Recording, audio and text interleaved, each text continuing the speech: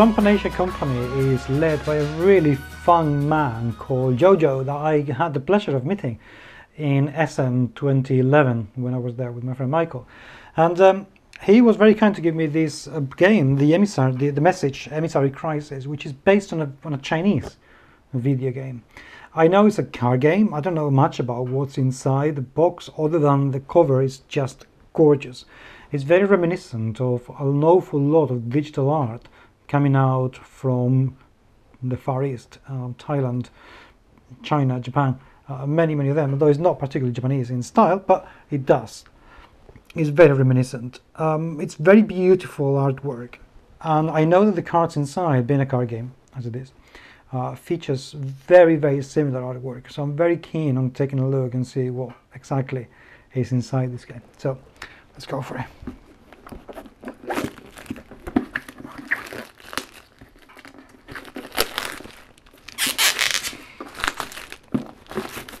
The box is very well wrapped. The box is laminated with matte finish. It's bent a little bit, which probably happened in the playing when I was coming back to the UK from Germany, but that's how it goes when you put games in your luggage. It is quite nice though, and it feels nice in the touch, and it's probably because it's laminated and the texture is there. It will probably, if anything happens to it, it will last a fair length of time. Now the inside, there's not much in it apparently, which is why I'm having difficulty sliding the top out. But eventually I'm gonna get it, I promise.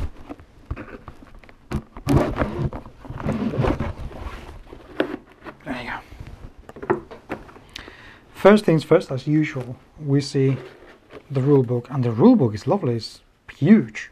This is huge.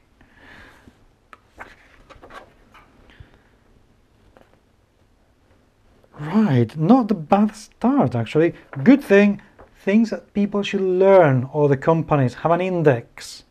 Very good idea, thank you. The layout could not be any easier. Big fonts, big titles, everything's huge, everything's long, good illustration. The graphic design is not great, mind you.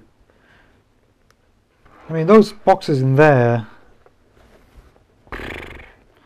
they lack theme. They don't really have any.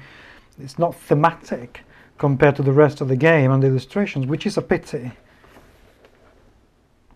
It doesn't look bad, but it looks a little bit amateurish. It should be a lot better. I think they've missed a chance of creating a really gorgeous book.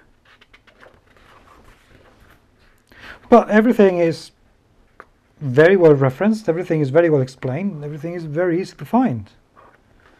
So yeah, I'm very poncy, and what can I say? I'm into graphic design, so for me that sort of thing matters, but it's not going to detract from the gaming experience, so not bad.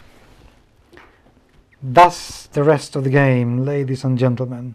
This is a huge box for that. A deck of cards. I always wonder why. You know, why doing this? Yes, it's going to stand out a little bit more in the shelf, but it's also going to make it a lot more expensive producing it. Why such a massive box? Make it half the size. Still,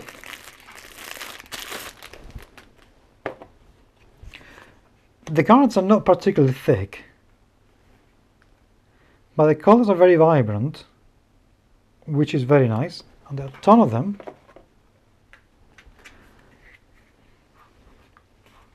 Different decks.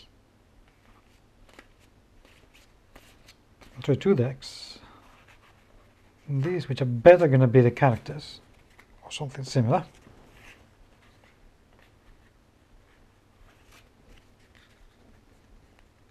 Actually, I tell you what, let's take a proper look at them. As you can see, The design of the cards is very simple, but it's actually at the same time very effective because they are driven by the illustrations themselves. The first thing that we see, these cards have a top banner in there with a couple of icons.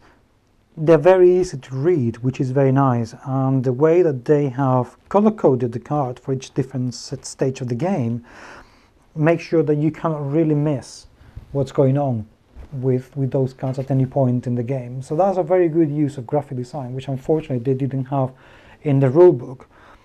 Also, the illustrations are just beautiful. The palette is lovely.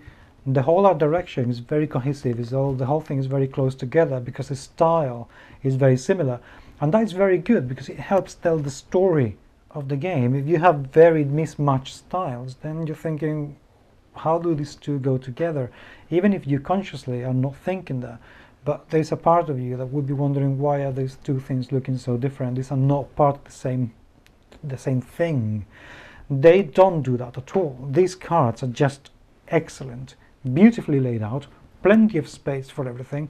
The flavor text is just what you would expect and you would want from this kind of cards. So they feel lovely. It's a pity that they're not tiny little bit thicker, but other than that, this is a very, very attractive game to look at.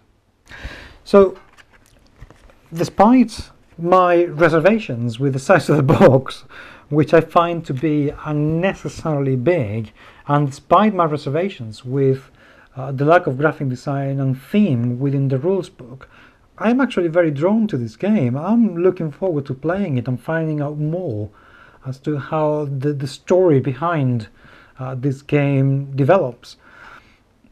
The production values are very good, and I wish we could see more games coming out of the Far East with these kind of productions, and in general with any kind of production, to be honest, because I think that some of those games that are being produced in Japan, China, Thailand, the Philippines, Polynesia, any of those games are going to add a very different perspective to our Occidental understanding of board games and card games. So that can only be a good thing. So yeah, I'll let you know what I think about this game once I've played it, but I am very, very much looking forward to taking a proper look at that.